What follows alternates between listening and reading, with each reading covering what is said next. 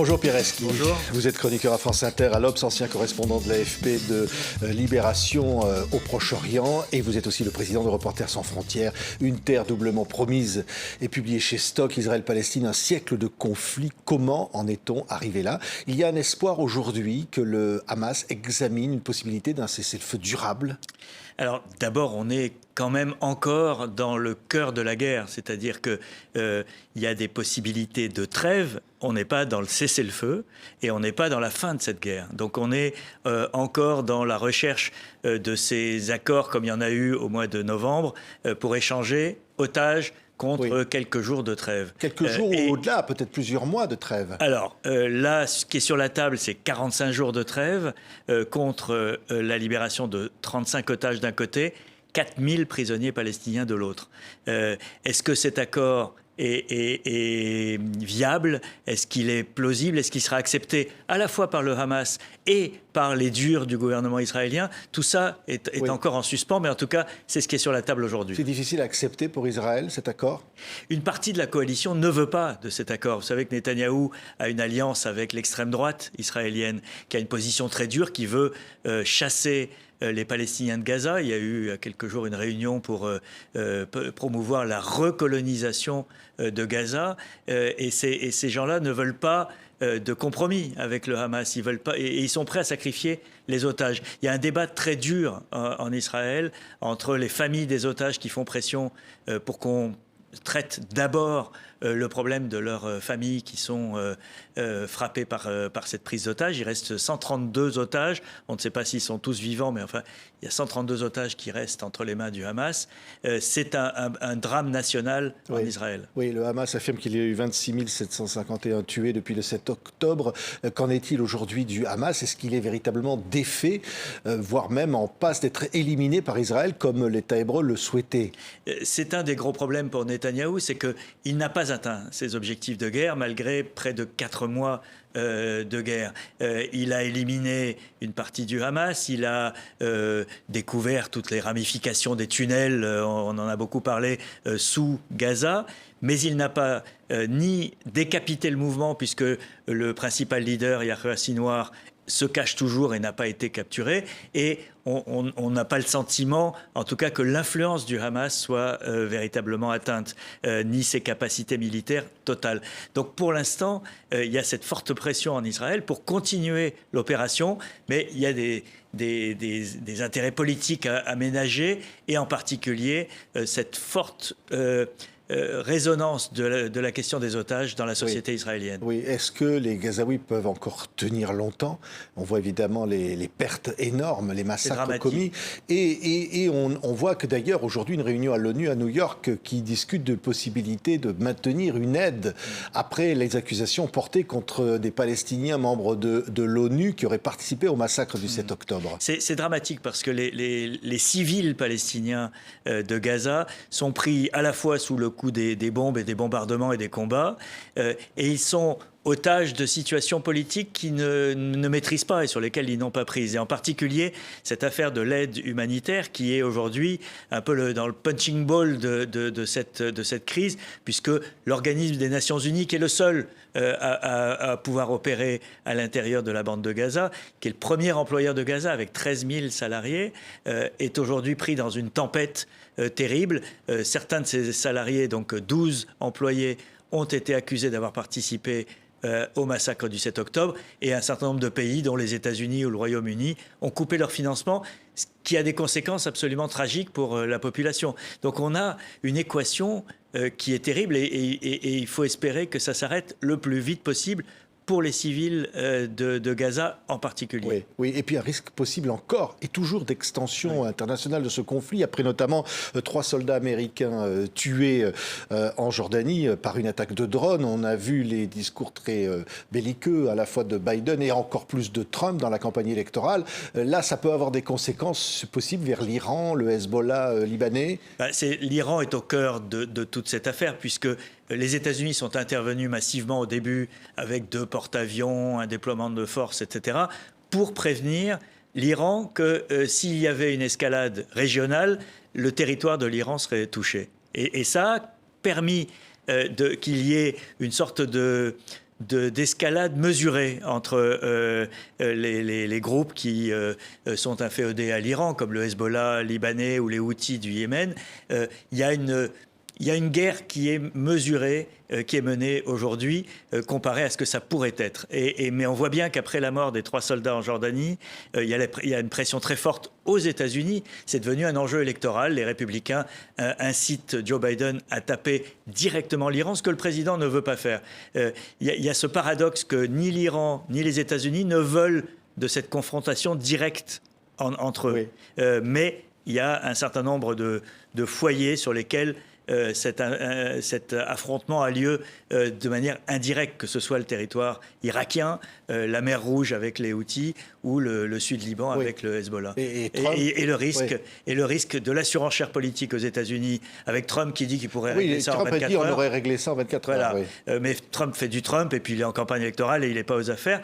Mais Joe Biden sait très bien qu'il est coincé parce que d'un côté, une partie de sa base lui reproche d'avoir trop collé à Israël. Et donc, il a besoin de montrer qu'il est capable d'amorcer un processus politique. Mais pour amorcer un processus politique, il faut que tout ça s'arrête. Et aujourd'hui, on n'en est pas encore exactement là. Et en fait, c'est toute la question, enfin moi c'est ce que j'essaie de montrer dans le livre, c'est à la fois la toile de fond de tout ça. On parle de décennies de conflits, de la problématique des colons. Il y avait 120 000 colons en 1993 au moment des accords d'Oslo, il y en a 700 000 aujourd'hui. Et donc vous avez une équation avec tellement de facteurs qu'il est très difficile d'imaginer qu'on arrive à les mettre en place. Mais simplement, il y a une urgence, celle de la guerre à Gaza, celle de prévenir cette extension régionale qui serait absolument catastrophique, celle aussi, elle est secondaire, mais elle est quand même importante pour Joe Biden, de l'élection américaine dans quelques mois. Oui. Vous avez un chapitre qui s'appelle « La descente aux enfers » après l'attaque terroriste contre Israël du 7 octobre. Mais vous dites, au fond, tout ça ne vient pas de nulle part. Vous racontez 40 années, vous avez vécu de près, évidemment, l'assassinat de Rabin, Sadat, vous avez vécu les moments où on a espéré la paix d'Oslo. Et de tout ça, il est né, ces événements. Vous savez, il y a un phénomène qui est terrible, c'est que les gens qui ont eu la peau des accords d'Oslo, qui sont la seule vraie tentative de paix sur un siècle, 1993. Donc ça prend fin avec l'assassinat de Rabin. De fait, il y a quelques tentatives de lui redonner vie après, mais ça ne marche pas. Les gens qui ont tué ce processus sont les extrémistes du côté israélien qu'on retrouve aujourd'hui au gouvernement de Netanyahou, et les extrémistes du côté palestinien, le Hamas, qu'on retrouve au centre du jeu. C'est-à-dire que 30 ans de pourrissement où on n'a pas réglé les problèmes ont fait que les extrêmes se retrouvent au centre. Et c'est toute la complexité de la situation actuelle, c'est comment faire la paix avec des ennemis de la paix. Et donc il faut arriver à créer un climat dans lequel les deux populations choisissent des leaders et des porte-paroles qui seront ouverts à d'autres propositions de paix. Et c'est d'une complexité incroyable.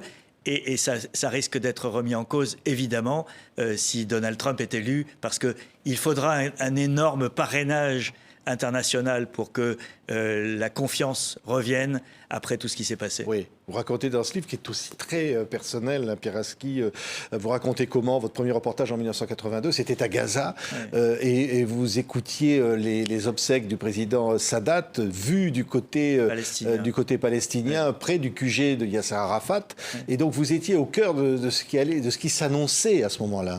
Oui, et en fait, ce qu'on voit quand même dans l'histoire, et c'est peut-être ce qui peut nous donner un peu d'espoir aujourd'hui, c'est que chaque catastrophe a permis malgré tout des avancées. La guerre de 73, qui a été peut-être la plus menaçante pour Israël, a permis la paix avec l'Égypte 4 ans plus tard. La guerre du Golfe de 91, pendant laquelle les Palestiniens avaient soutenu Saddam Hussein, a permis malgré tout la conférence de Madrid quelques mois plus tard et les accords d'Oslo 2 ans plus tard. Donc on a cette dialectique permanente dans cette région où on doit toucher le fond pour avoir une lueur d'espoir. Et c'est ce qui se passe aujourd'hui. Vous pensez qu'aujourd'hui, là, on touche le fond? On touche le fond.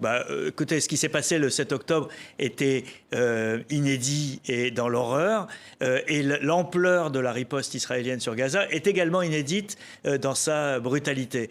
Donc on est dans une situation qui n'a jamais été vécue dans cette région. Et le seul espoir qu'on puisse avoir, c'est qu'une fois qu'on a touché le fond, il y ait suffisamment de gens éclairés de part et d'autre qui se disent il faut trouver une solution parce qu'on ne va pas se battre pour l'éternité.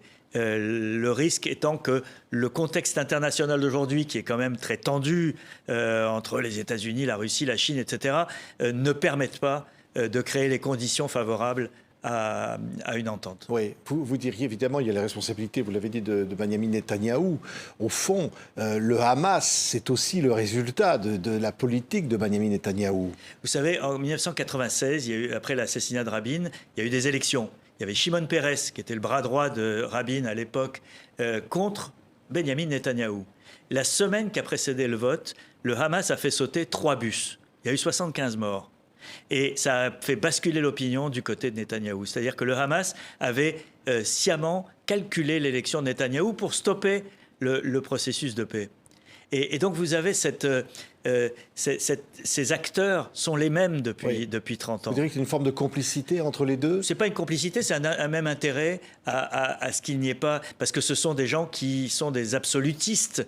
Les amis de Netanyahou étaient il y a 2 jours à une grande réunion à Jérusalem, qui a été condamnée d'ailleurs par la France et par les États-Unis, qui réclamait la recolonisation de Gaza.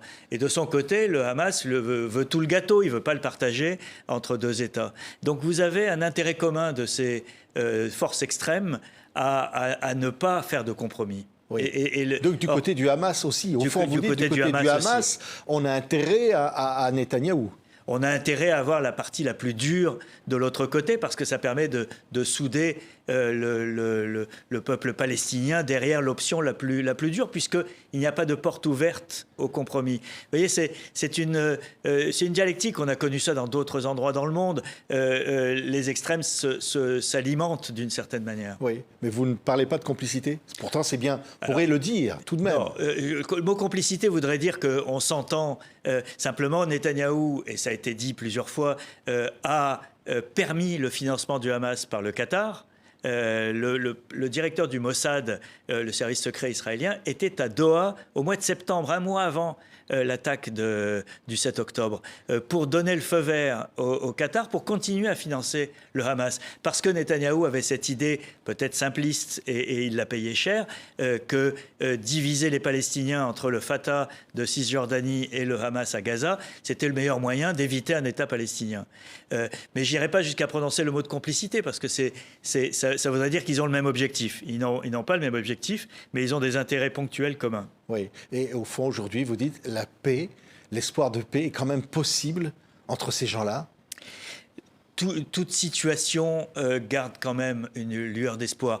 Et d'une certaine manière, mais les Israéliens et les Palestiniens en parlaient déjà au moment d'Oslo. Ils prenaient les Français et les Allemands comme exemple, en disant mais vous vous êtes fait 3 guerres en un siècle, dont 2 mondiales. La haine était au rendez-vous, on parlait des Boches, etc.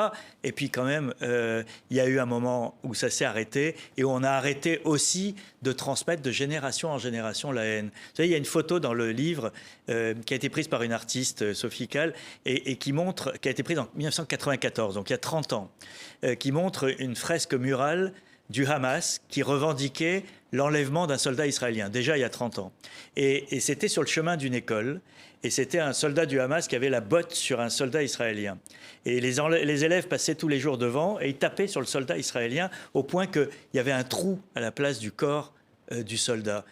Et les enfants de cette époque, ils sont aujourd'hui les adultes d'aujourd'hui. Vous pensez que les enfants qui grandissent dans la guerre aujourd'hui, dans 30 ans, ils seront autre chose que des combattants qui voudront une revanche? Il faut arrêter ce cycle à un moment, parce qu'autrement, cette région ira à sa perte et elle nous entraînera avec elle, parce qu'on voit bien que ça a un impact aussi dans nos sociétés.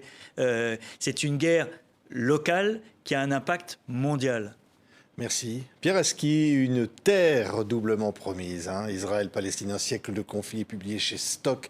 C'est absolument passionnant et clair. Merci. Pierre Aski d'avoir été avec nous.